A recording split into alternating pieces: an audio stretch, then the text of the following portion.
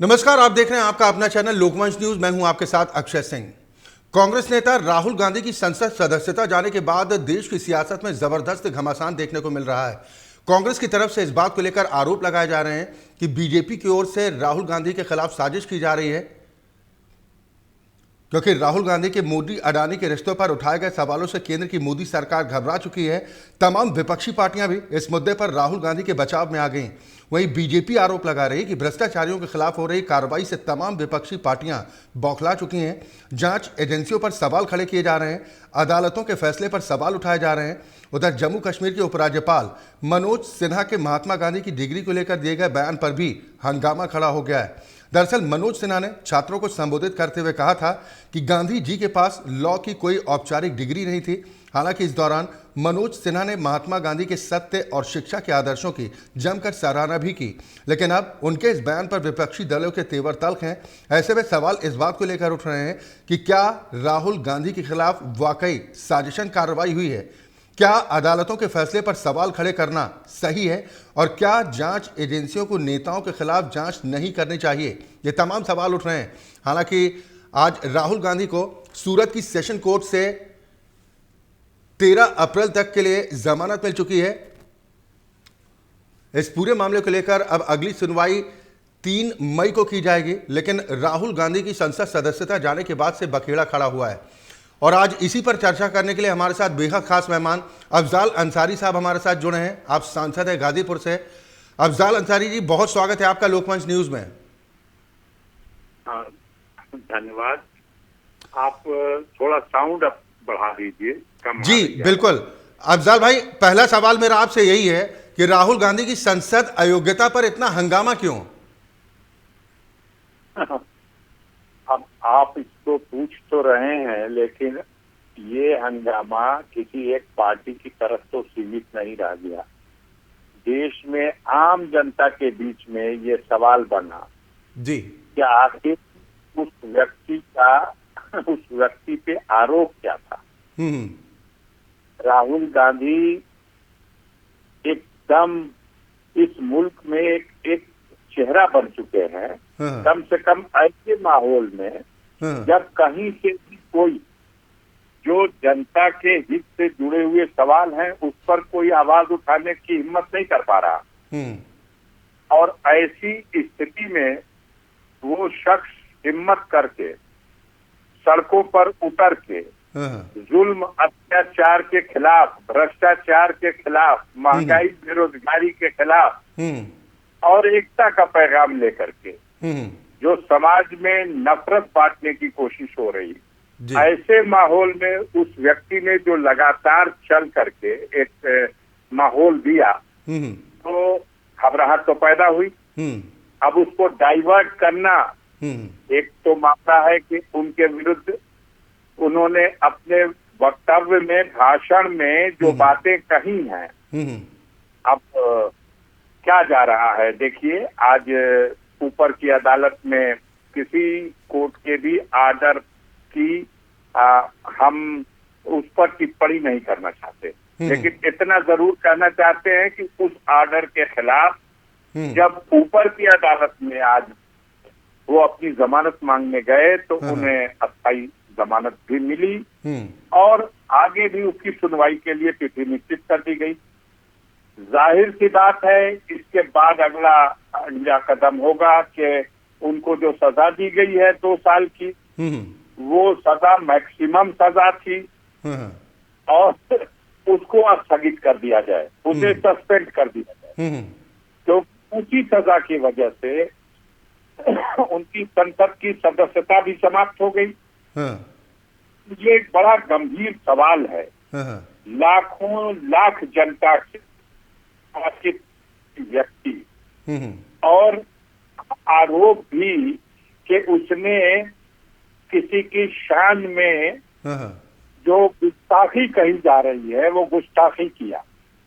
आप देख रहे हैं रोज टीवी पर, अखबारों में कैसी कैसी बातें और किस तरह से लोग एक दूसरे को बड़ा अस्तर गिरा।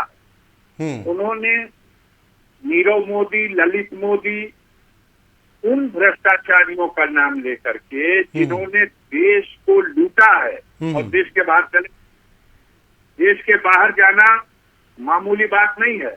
अगर हम अपने आप को कहें कि हम इस घर के चौकीदार हैं और हमारे घर में नकब लग जाए, चोरी हो जाए और हमारे घर का धन लूट जाए, तो कहीं न कहीं उंगली तो उठेगी।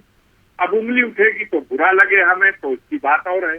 क्या हुआ है तो था, अब एक सिंबल बन चुके हैं राहुल गांधी कि जब कोई नहीं खड़ा हुआ तो वो आदमी चला, और चला नहीं, कश्मीर से कन्याकुमारी तक चला और उसके पीछे आवाम का समर्थन भी आया।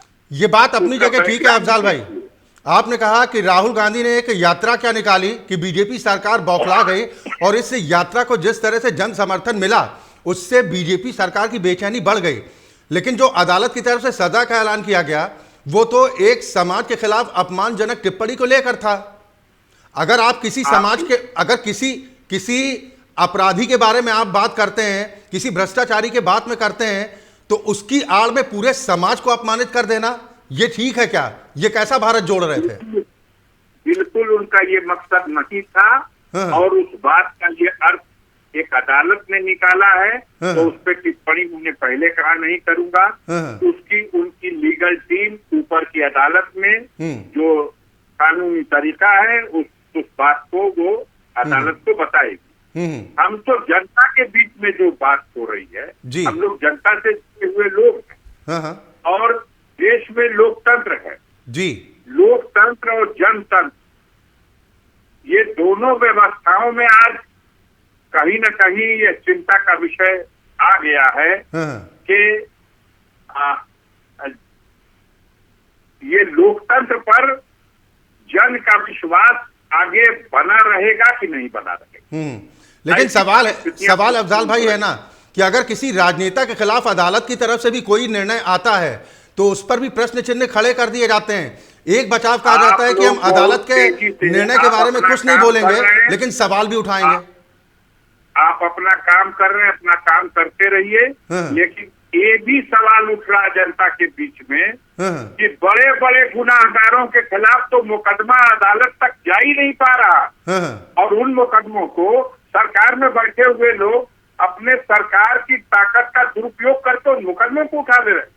उत्तर प्रदेश में तमाशा मचा हुआ है, तमाम बड़े सरगनाओं को संरक्षण प्रदान किया जा रहा है, और दूसरी तरफ एक भाषण में उन्होंने गुस्ताखी करी है, इसके मैक्सिमम सजा। अरे एक बार सोच लिए होते, कौन है वो? उसके पिता ने बलिदान दे दिया देश के लिए, तो संविधान से ऊपर हो गए क्या? नहीं, संविधान के ऊपर ही लोग हैं क्या? रोज संविधान के ऊपर ही लोग हैं क्या? रोज नफरत परोस रहे हैं, रोज समाज को बांट रहे हैं, धर्म के नाम पर, जाति के नाम पर दाढ़ी नोच करके, और उनसे बोलने के लिए कहा जाता है जय। आप नहीं देख रहे जिन बातों को छुपाया जाएगा, ये गोदी मीडिया जो कर रहा है। अब आम आदमी भी, हमने बहुत से ऐसे लोग मिले जो पहले बीजेपी को वोट किए हैं, उन लोगों ने कहा कि पानी सर के ऊपर चला गया जी। आप सत्ता में है तो नेहरू को गाली देंगे, आप सत्ता में है तो इंदिरा को गाली देंगे। आपकी कुर्बानी, आप अपने आप को कहते हैं कि हम बहुत बड़े देशभक्त हैं, जिसने बलिदान दे दिया देश के लिए। अगर पूर्व की गलतियां हैं तो उन गलतियों को सामने नहीं लाना चाहिए अफजाल भाई? अरे भैया लाइएगा तो एक ही जगह से अल्लाह तो दिए है, हम तो उस पर कुछ नहीं कर रहे हैं। आप लाए और वो गया ऊपर की अदालत में। हफ्ते 10 दिन में देश में आज भी हमारी स्वतंत्र न्यायपालिका है और हम लोगों को गर्व है उससे। नहीं तो फिर सवाल क्यों? एक तरफ आप गर्व की बात कर रहे हैं, दूसरी तरफ आप कह रहे हैं कि स्वतंत्र हैं, तीसरी तरफ सवाल भी उठा रहे हैं। सजा का ऐलान तो अदालत ने किया ना, क्या आपको लग रहा है कि जजों से गलती हो गई? हमने कहा स्वतंत्र न्यायपालिकाओं पर मुझे गर्व है, और अब भी कह रहा हूँ, इसे फिर से दोहरा रहा हूँ। हाँ, कुछ लोग इस बात का प्रयास कर रहे हैं, कुछ दिनों से कर रहे हैं। आपने नहीं देखा दिल्ली में सर्वोच्च न्यायालय के एक दो नहीं कई जजेस आ गए प्रेस के सामने और आके उन्होंने कहा देश में लोकतंत्र संकट में है।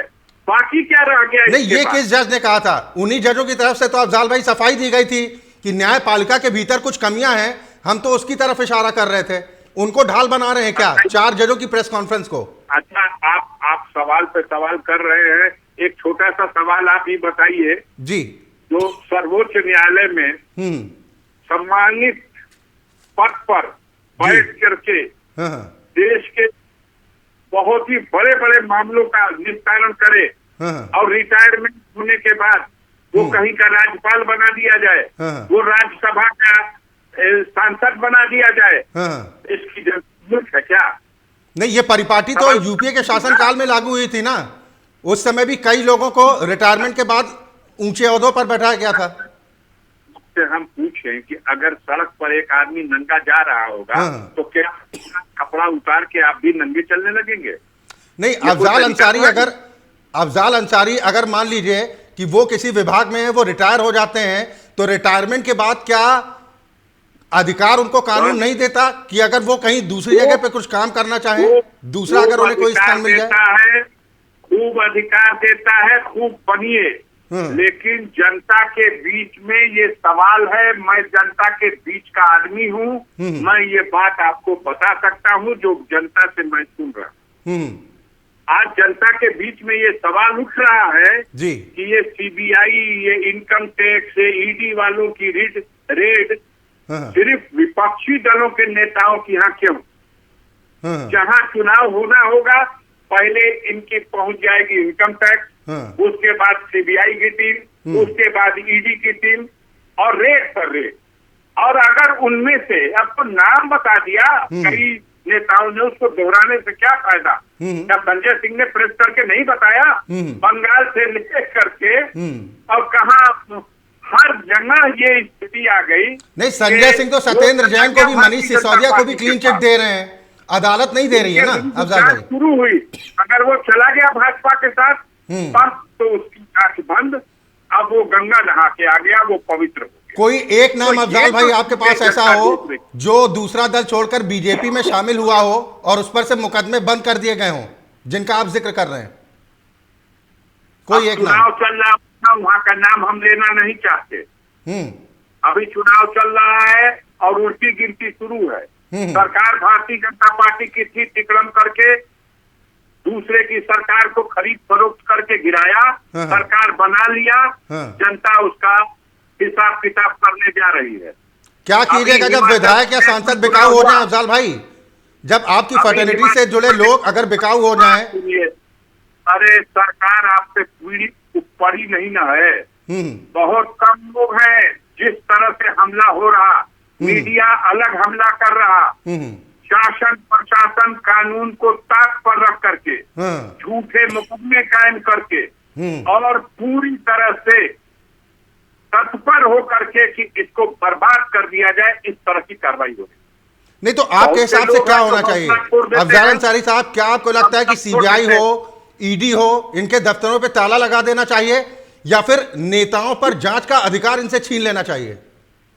इनके ऊपर जांच का और अधिकार दे दिया जाना चाहिए, लेकिन यह जरूर बनाना चाहिए कि अगर हमारे पद का समय पूरा हो गया तो हम रिटायर हो गए, अपने घर चले जाए।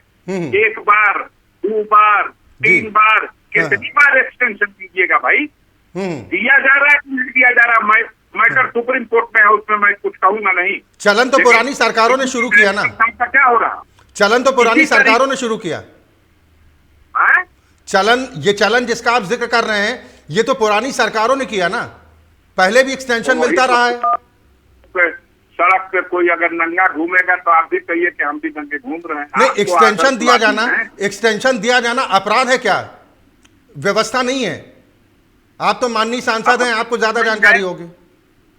अपराध तो नहीं है, लेकिन शक पैदा होता है 1 बार, 2 बार, 3 बार, और रिटायरमेंट के बाद तुरंत गवर्नर बना दिया जाना, राज्यसभा का एमपी बना दिया जाना, ये सब शक पैदा करता है हमको और जनता को। हम लोग जनता से जुड़े नहीं, लेकिन हुए अफजल लोग हैं, भाई, जनता के बीच में है। आप कह रहे हैं ये कि सवाल शक पैदा निकल के करता आ रहा हम आपको है, बता जिन लोगों पर आरोप लगता है या फिर जिन पर कानूनी शिकंजा कसा जाता है, उनके शक जाहिर करने से क्या फर्क पड़ता है? अच्छा, मत करिए, लेकिन कानूनी शिकंजा अडानी पे क्यों नहीं कसा जा रहा?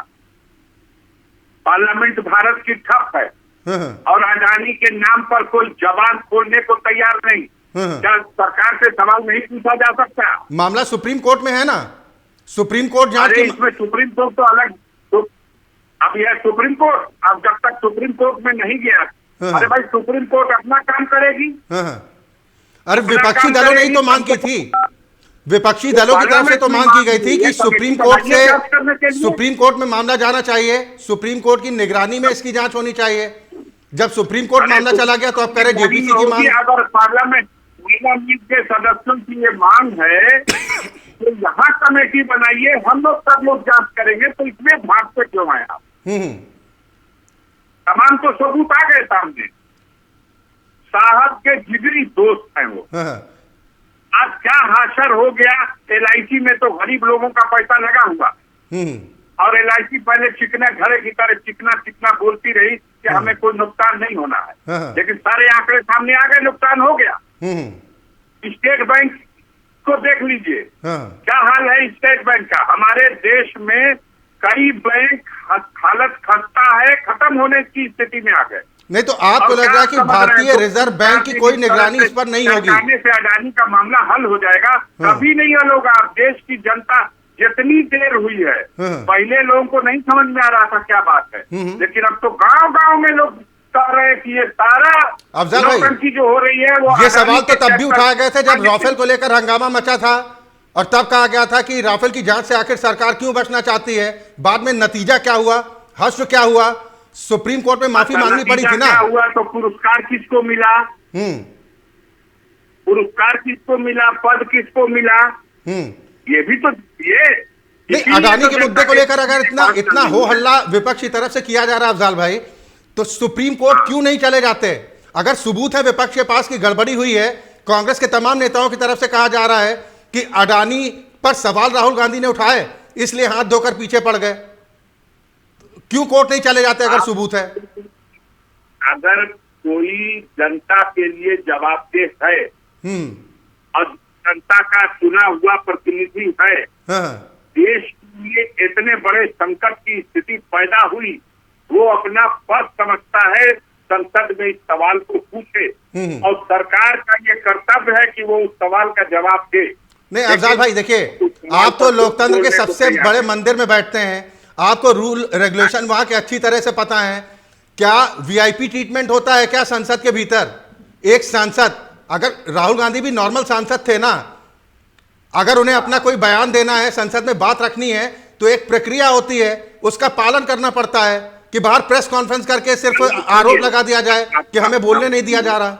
आप प्रेस की प्रक्रिया बताइए, संसद की प्रक्रिया मत बताइए, हम भी जानते हैं।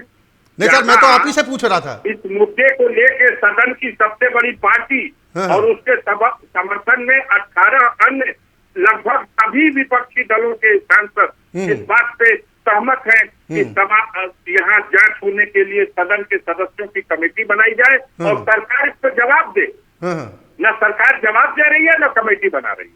अब आप बहस तो करेंगे, आपको आदेश हो गया है सरकार का कि आप लोग बहस करा करके क्लीन चिट देते रहिए, लेकिन जनता के बीच में मैटर जा रहा है और चला गया है, बुरी तरह चला गया है।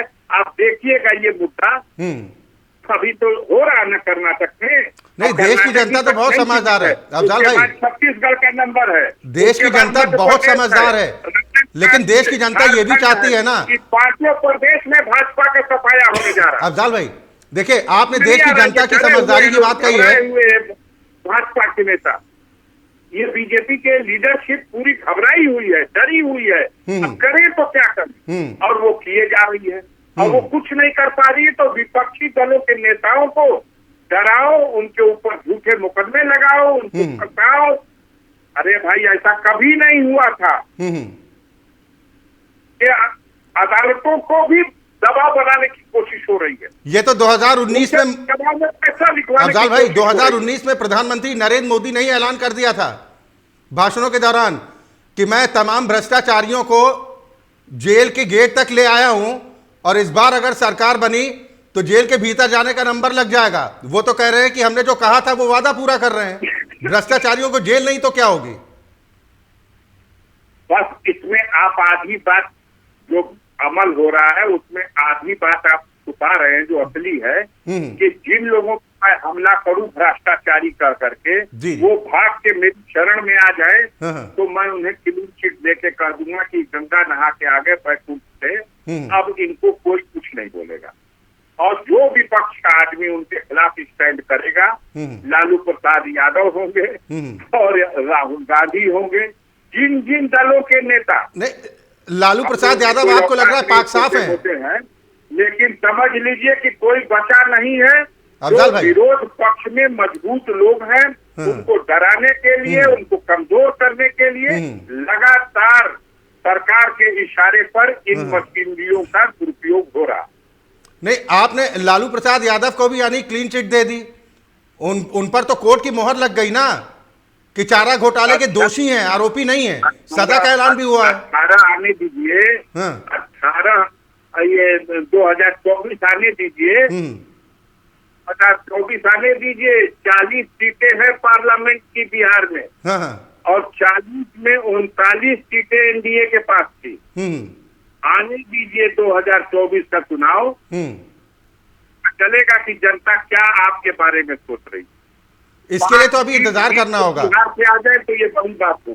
इसके लिए तो अभी थोड़ा अफजाल भाई इंतजार करना होगा, लेकिन मूल सवाल यही है कि लोगों के मन में, आपने कहा कि जनता मूर्ख नहीं है, देश की जनता सब समझती है, लेकिन जनता ये भी तो समझती है कि अगर किसी नेता को भ्रष्टाचार के मामले में या फिर अन्य मामलों में अगर जेल जाने की नौबत आ जाती है तो सवाल ये उठाए जाते हैं कि भाई ये तो साजिश हो रही है, जानबूझकर फंसाने का प्रयास किया जा रहा है। तो जनता ये भी तो समझती है ना।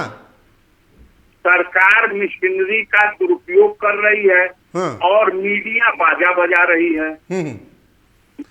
मीडिया तो अफजाल अंसारी का भी बाजा बजा रही है ना। जनता ने बार बार केजरीवाल के नेतृत्व को ठप्पा लगा दिया। मनीष सिसोदिया ने, केजरीवाल की टीम ने दिल्ली के सरकारी स्कूलों को प्राइवेट स्कूलों के मुकाबले उससे बेहतर बना दिया। बिजली की व्यवस्था सस्ती भी कर दी, बेहतर भी कर दी। पानी की व्यवस्था अच्छी भी कर दी और बेहतर भी कर दी और सस्ती भी कर दी। हर लिहाज से आप देख रहे हैं कि वो दिल्ली के जनता के दिल में घुसता चला गया। तो आप पकड़ो, अब बाकी कौन है, बहुत जल्दी देख लीजिएगा केजरीवाल साहब को भी लोग अंदर करेंगे। लेकिन जितनों को अंदर कर ले, जितना भी अंदर कर ले, लौट 24 में नहीं आना है, 200 से नीचे इनको रहना है। उत्तर प्रदेश को छोड़ के भारत का एक भी राज्य ऐसा नहीं है जहां ये पिछले परफॉर्मेंस को दोहरा सके। यानी योगी आदित्यनाथ से आपको उम्मीदें हैं कि वो बेहतर काम कर रहे हैं? अच्छा साहब, आप ये बताइए कि अभी पूरे विश्व को और पूरे देश को आमंत्रित किया गया कि निवेशक आ रहे हैं, निवेशक आ रहे हैं, निवेशक आ रहे हैं, क्या करेंगे? निवेश करेंगे, निवेश करेंगे, निवेश करेंगे। आप लोग बताइए भाई कितना कितना करेंगे? तो सारा खाता वही जो आया वो आया, आपको पता ज्यादा होगा, हमको कम पता है, लेकिन लगभग 30 लाख करोड़ रुपए का खाता वही तैयार हुआ कि इतने लोग निवेश करेंगे, ब्राजील से लेके और उत्तर प्रदेश तक के निवेशक। जी, आपने कभी जोड़ने घटाने की कोशिश की, कभी उसमें जानने और की कोशिश की कि ये जो पैसा निवेश करने के लिए लोगों ने लिखाया वो उत्तर प्रदेश के लिए लिखाया? उसमें आपको मालूम होना चाहिए, मैं आपको बता दे रहा हूँ, 5 जगहों का नाम लिख लीजिए। एक तो गौतम बुद्ध नगर, और दूसरा आगरा, तीसरा लखनऊ, और चौथा और पांचवा गोरखपुर और बनारस। सुनिएगा था, सुनिएगा, समझ लीजिए बात को। तो समझ लीजिए 65% इस 5 जिले में क्या के खाते में क्या जरा पूछ लीजिए, खाते में निवेशकों ने क्या कहा पूछ लीजिए। और के खाते में 0.06% और गाजीपुर के खाते में 0.06%, 8%। यही तो है, यही तो है। हमारे जनपद में जो लिखा पढ़ी में अभी आया और लगा कुछ नहीं। अब निवेशक कह कि साहब हमको जमीन उपलब्ध कराइए, हमको पैसा भी दीजिए। वाह रे निवेशक और वाह रे तरक्की। नहीं, आपने भी जिक्र किया नोएडा का, ग्रेटर नोएडा का, आगरा का, वाराणसी का, गोरखपुर का, ये भी तो प्रदेश का हिस्सा है। जमीन है, संपदा है, वो उनको सपूरत करेगी और उसी पर वो कारखाना लगाएंगे तो भला उनका होगा कि देश की और प्रदेश की जनता का होगा। एक जगह कहीं कुछ इस पे अमल नहीं। ये 5 अच्छे केंद्र हैं, जो आगरा हो या गौतम बुद्ध नगर हो। चलिए, यूपी के विकास पर तो हम बाद में किसी दिन चर्चा अफजाल भाई करेंगे, लेकिन आपने जो जिक्र किया था ना, पूरा उत्तर प्रदेश तो 75-78 जनपद है, बाकी जनपदों में क्या है? नहीं अफजाल भाई, आपने जिन जिलों का नाम लिया कि वहां पर ज्यादा फोकस किया जा रहा है, पहली बात वो भी तो प्रदेश का हिस्सा है। फोकस नहीं, जितने निवेशक आए थे उन निवेशकों से अधिकारियों ने कहा कि इन जिलों में लगाइए। बनारस को इसलिए कहा कि माननीय नरेंद्र मोदी जी का क्षेत्र है। गोरखपुर को इसलिए कहा कि माननीय योगी आदित्यनाथ जी का क्षेत्र है। आगरा की तरफ खुद निवेशक इंटरेस्टेड था, गौतम बुद्ध नगर की तरफ खुद वो इंटरेस्टेड था, लखनऊ की तरफ खुद वो राजधानी है इसलिए इंटरेस्टेड था। और बाकी उत्तर प्रदेश में क्या हुआ? उसी तरह सूखा पड़ा का पड़ा है। ये तो निवेशकों के ऊपर है ना कि वो किस जगह पर अपना उद्योग लगाना चाहते हैं। अफजाल भाई, ये समय बर्बाद हो गई किसानों की फसल। अफजाल भाई, गाजीपुर को आपदा की सूची में ही नहीं रखा गया। क्या हो रहा? नहीं, अफजाल अंसारी कहां से चुनाव लड़ेंगे या कहां से चुनाव लड़ना चाहते हैं, ये बात तो अफजाल अंसारी तय करेंगे ना कि मुझे गाजीपुर से चुनाव लड़ना है कि गाजियाबाद से। गाजीपुर और गाजियाबाद मैं नहीं कर रहा हूँ। गाजीपुर से चुनाव लड़ने के लिए जो फड़फड़ा रहे हैं बैठे हुए महिम साहब, उनसे पूछ लीजिए कहाँ से ज्ञान प्राप्त हो गया था उनको, जो एक दिन उन्होंने बहुत झूम करके गए थे ग्वालियर में एक बड़े प्रोग्राम में, और वहां जाकर के यूनिवर्सिटी में बोल गए कि महात्मा गांधी के पास कोई डिग्री नहीं। आप बताइए कहाँ से इनको ज्ञान प्राप्त होता है भैया? हम तो दंग रह जाते हैं। और तो उनको किताब भेज दी गई है राजभवन के पते पे कि इसको कर ले और अपनी जानकारी को दुरुस्त कर ले। उसी तरीके से दूसरी डिग्री का बवाल खड़ा हो गया। उन्होंने तो औपचारिक डिग्री की बात कही थी। मनोज सिन्हा जी की बात आप कर रहे हैं। हमारे देश के गृह मंत्री ने अफजाल भाई, प्रधानमंत्री जी की डिग्री दिखा दिया। अफजाल भाई, उस डिग्री आप मनोज सिन्हा जी की बात कर रहे हैं। मनोज सिन्हा जी ने तो महात्मा गांधी जी के बारे में ये भी जिक्र किया ना कि सत्य और अहिंसा के आदर्श उनसे सीखे जाने चाहिए, उनके रास्ते पर आगे चलना चाहिए। उन्होंने ये भी तो जिक्र किया मनोज सिन्हा ने। किसके रास्ते पर आगे चलना चाहिए? और राष्ट्रपति का अपमान नहीं किया मनोज सिन्हा ने? कोई बोला? आप बोले बात पे, बैठाए बहस इस पे। राष्ट्रपिता का अपमान हुआ है। उनकी डिग्री है और उनको कहा गया कि बिना डिग्री के थे, ये अपमान नहीं। तो उनसे भी ये सवाल पूछे गए ना कि ये ज्ञान प्राप्ति आपको कहां से हुई, उनकी डिग्री के बारे में। अब तक उनको 10 बार कान पकड़ के उठी बैठी करके माफी मांगना चाहिए था। उनके आका ने उनको माफी मांगना चाहिए। नहीं तो राहुल गांधी ने अगर एक समाज का अपमान किया, कान पकड़कर उनको भी उठक बैठक करनी चाहिए। अफजाल भाई, यार एक समाज की बात नहीं है, हम राष्ट्रपिता की बात कर रहे हैं। और हम आपसे ही कह रहे हैं, लाइए ना, हम राहुल गांधी की जगह उठी बैठी कर देंगे। पहले हमको 3 सवाल का जवाब बता दीजिए। ये मेहुल चौकसी कैसे गया देश के बाहर, और कैसे आपने नो ऑब्जेक्शन उसको दिया वो दूसरे देश में बसने के लिए? नीरव मोदी, ललित मोदी, ये कैसे भाग गए देश के बाहर? तो सारे मोदियों को सवाल के घेरे में खड़ा कर देंगे। पकड़ के उठी करे और माफी मांगे। नहीं तो सारे मोदी समाज के लोगों को उसी कटघरे में खड़ा कर देंगे। कर रहे थे, लेकिन ये देश का खजाना लूट गया। कहा तो गया था कि विदेशों में जो जमा काला धन हम वापस लाएंगे, यही वापस लाया गया कि देश के खजाने में जो कुछ बचा कुचा है उसको भी ये लेके भाग गए। नहीं अफजाल भाई, चित भी अपनी, पद भी अपना, ये तो नहीं चलेगा ना। वही कांग्रेस जो मैं कह रहा हूं कि चित भी अपनी, पट भी अपनी, सिक्का मेरे बाप का, ये तो नहीं चलेगा ना। यही चला रहे आप लोग यही चला रहे हैं। हम करें तो पुण्य, अब तुम करो तो पाप। रोज नफरत परोसी जा रही, सम्मेलन कर करके गालियां बकी जा रही, दंगे और फसाद कराए जा रहे हैं। कोई मुकदमा नहीं। माननीय सर्वोच्च न्यायालय कई बार सभी राज्य सरकारों को अडानी आपकी नजर में दोषी है अफजाल भाई? दिया है इस चीज के सवाल पर। अडानी आपकी नजर में दोषी है अफजाल भाई? देश में राहुल गांधी धराए हैं। अफजाल भाई, अडानी आपकी नजर में दोषी है? किया था और वो इनके महंगाई के खिलाफ, भ्रष्टाचार के खिलाफ, बेरोजगार, क्या किया उसने? पैदल तो चला है बेचारा, रास्ता जो है उसी रास्ते पर चला। हाँ, उसको समर्थन मिला। उसके समर्थन का परिणाम देख लीजिए जाकर के हिमाचल प्रदेश में। उसके समर्थन का परिणाम अभी आपको दिखाई देगा कर्नाटक में। उसके समर्थन का परिणाम आपको दिखाई देगा मध्य प्रदेश में, छत्तीसगढ़ में, झारखंड में और राजस्थान में। देखिएगा। ठीक है, हम फिर एक बार वापस राहुल गांधी का ही जिक्र कर रहे हैं। ये परेशानी है अफजाल भाई, अब चुनाव में वोट तो जनता देगी और ये तय करने का अधिकार तो जनता के पास ही है ना कि वो किसे पसंद करती है, किस पर भरोसा करती है। तो ये फैसला तो जनता पर ही छोड़ देते हैं। लेकिन जो हम चर्चा कर रहे हैं, मान गई है कि ये 5 किलो अनाज पर कितने दिन मूर्ख बनाएंगे। जनता को इस बात का एहसास हो गया है कि अगर हमारा माँ बाप बीमार हो गया तो उसको दवा लाने के लिए भी हमारे पास पैसा नहीं है। इतनी महंगी दवाएं, सारी चीज महंगी हो गई।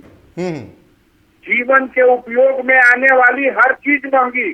400 का सिलेंडर लेके यहाँ बैठ गए दिल्ली में। देश में लोकतंत्र खत्म हो गया। ईरानी जी ने, अफजाल भाई, देश का लोकतंत्र खत्म हो गया, आप भी ये कह रहे हैं। 1200 का सिलेंडर है, उन कान में रूई ठूस लिया उन्होंने। मेरी आवाज पहुंच रही है अफजाल? देश भर की महिलाएं उनको खोज रही हैं। मेरी आवाज आप तक पहुंच रही है अफजाल भाई? मेरा सवाल यह है, क्या आपको लग रहा है कि राहुल गांधी से नादानी हो गई थी साल 2013 में जब वो ऑर्डिनेंस फाड़ कर फेंक दिया था? अगर वो ऑर्डिनेंस ना फाड़ा होता तो शायद आज उनकी सदस्यता बची रहती। ये एक बात ये आपने कही है जिस बात को हम मानते हैं और वो हम मानते हैं और वो हमने पहले भी कहा है। और पहला इस कानून के जद में सबसे पहले लालू प्रसाद यादव आए, उसके बाद रशीद मसूद साहब आए और आज हमारा दामन खुद जला गया। आज इस समाज पर सुप्रीम कोर्ट में भी चिंता चल रही है और समय आने पर ये हाउस में भी, पार्लियामेंट में भी इस पर चिंता करनी पड़ेगी। देश के हर नागरिक के लिए ये व्यवस्था है कि अगर उसके विरुद्ध कोई आरोप है, आरोप का ट्रायल हुआ और किसी कोर्ट ने उसको उस आरोप के लिए दोषी पाया तो उसको अधिकार दिया, उसी कोर्ट ने अधिकार दिया कि आप इसकी जाके अपील कर सकते हैं इतने दिनों के अंदर। आपको अपील हो जाने दीजिए, ऊपर की अदालतों से, अपील अदालत से निर्णय आ लेने दीजिए। अगर वो दोषी पाया जाता है सजा दीजिए। आप ये बताइए अभी राजस्थान में क्या हुआ है? राजस्थान में जयपुर के बम ब्लास्ट में 15 साल पहले कई बेगुनाह पकड़े गए, जेल में डाल दिए गए। अब जाके माननीय सर्वोच्च न्यायालय ने उन सबको निर्दोष पा करके बरी कर दिया और जांच करके फर्जी सबूत करके जो इस मामले में लोगों को फंसाए थे अब उनके खिलाफ जांच बढ़ गई। नहीं, अदालत में फैसले तो निचली अदालतों के फैसले कई बार ऐसा है अफजाल भाई कि ऊपरी अदालतों में पलटे हैं। अफजाल भाई, मैं इस पर थोड़ा सा इसमें सुधार होना चाहिए। नहीं अफजाल भाई, जो आपने कहा कि जो निचली अदालत का फैसला था ऊपरी अदालत में जाकर पलट गया, कई ऐसे मामले थे मेरठ कांड को लेकर जिन पुलिस कर्मियों को 35 साल पहले बरी करार दे दिया गया था निचली अदालत से, बाद में सुप्रीम कोर्ट ने दोषी माना, उनको जेल जाना पड़ा। ये तो अदालत का फैसला है, वो साक्ष्यों के आधार पर। किसी स्तर पर अगर ऊपर की अदालत अपील की सुनवाई के बाद भी दोषी ठहरा देती है तो कार्रवाई होती है, सब पर होती है। तो फिर संसद सदस्य और विधायक निर्वाचित है जनता के बीच से, आखिर वो जनप्रतिनिधि है, वो जनता के द्वारा चुना गया, लाखों जनता वोट देकर। सर कानून तो आप ही लोगों ने बनाया ना अफजाल भाई, वो व्यवस्था तो आप ही लोगों ने दी थी ना। हम कह रहे हैं कि जरूरत है उसकी समीक्षा करने की और उसमें सुधार करने की, इतना ही मैं कहा। अभी आपने देखे, आपने दिल्ली को लेकर जिक्र किया अफजाल भाई, किया गया आप सड़क पर कन्याकुमारी से और कश्मीर तक नाप दिया उसने। आपने अभी दिल्ली का जिक्र किया अफजाल भाई, दौर में कोई इनकलाब बोलने वाला नहीं था, लेकिन गांधीवादी रास्ते से उसने एक इनकलाब की आवाज बुलंद कर दी है। उसको चाहे आप सदस्यता खत्म नहीं, इसी इनकलाब पर तो दिल्ली के मुख्यमंत्री अरविंद केजरीवाल ने भी अपना समर्थन अब दिया है अफजाल भाई, जिसका जिक्र आप कर रहे थे। उसकी पर्सनालिटी में निखार आ गया और जनता के बीच में उसकी औकात बहुत बड़ी हो गई पहले की तुलना में। ठीक है अफजाल भाई, लेकिन आपने जिस इनकलाब का जिक्र किया है कि राहुल गांधी की भारत जोड़ो यात्रा से एक नया इनकलाब पैदा हुआ है और उस इनकलाब को समर्थन दिया दिल्ली के मुख्यमंत्री अरविंद केजरीवाल ने। ये वही अरविंद केजरीवाल हैं जो इससे पहले उस कानून के हिमायती थे जिस ऑर्डिनेंस को फाड़ने का हम जिक्र कर रहे हैं। वो कहते थे कि ये नहीं, अगर 2 साल की सजा हो जाती है तो जो अदालत का फैसला वो मान्य होना चाहिए, सजा से रहने का अधिकार नहीं है। आज वही अरविंद केजरीवाल बचाव में आ रहे हैं। तो क्या आपको लग रहा है कि भ्रष्टाचारियों से लगाव ठीक है क्या? हमारी बात सुनिए, ये न सिर्फ विपक्षी पार्टी के नेताओं के साथ सत्ता में बैठे हुए लोग सत्ता की ताकत का दुरुपयोग कर रहे हैं, क्योंकि वो पूरी तरह से भयभीत है, सत्ता जाने का डर सता रहा है। और मैं आपको बता दूं, विरोधी दल के नेताओं की जो हालत खराब है वो अपनी जगह, खुद उनकी पार्टी में उनकी पार्टी के नेताओं की बोलती बंद है और हालत खराब।